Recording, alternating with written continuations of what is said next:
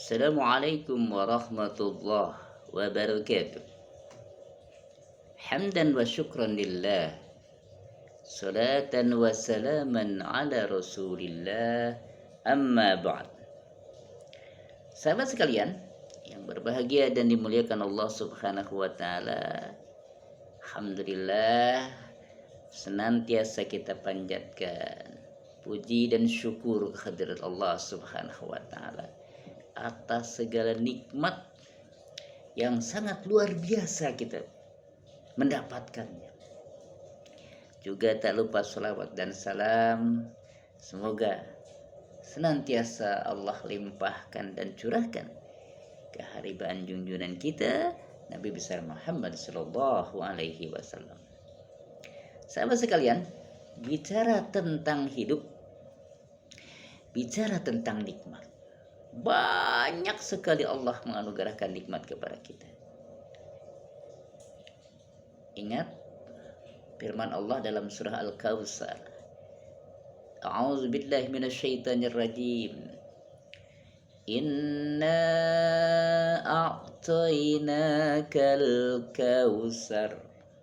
Sesungguhnya kami telah memberikan kepada kamu nikmat yang sangat banyak.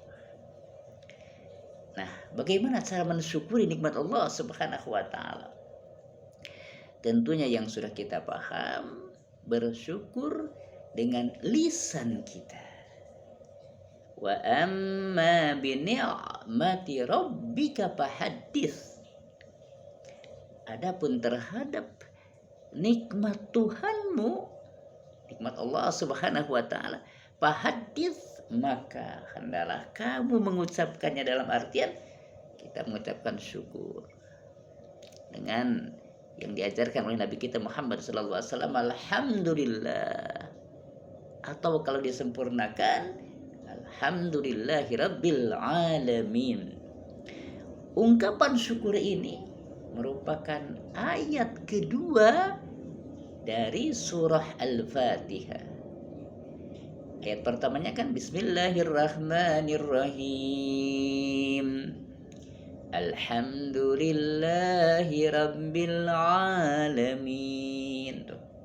Jadi kalau kita bersyukur dengan ucapan alhamdulillah, ayat dari Al-Quran, bagaimana dengan janji Allah subhanahu wa ta'ala?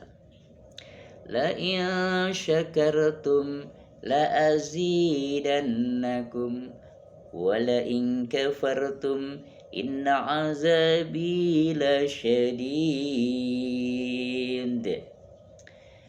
Kalau kalian bersyukur, la azidannakum, pasti aku, kata Allah, akan menambah nikmat terhadap kamu.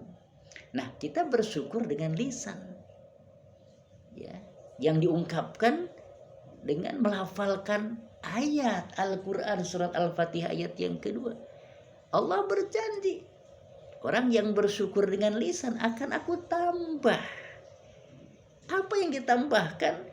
Karena tadi membaca satu ayat dari surat Al-Fatihah, tentunya Allah akan tambahkan kesenangan, kegemaran membaca Al-Quranul Karim. Nah, coba kita baca. Sudah sejauh mana kita memiliki komitmen untuk membaca Al-Quran dalam kehidupan kita sehari-hari? Jangankan terkadang komitmen, waktu dan perhatian pun kita tidak punya untuk Al-Quran.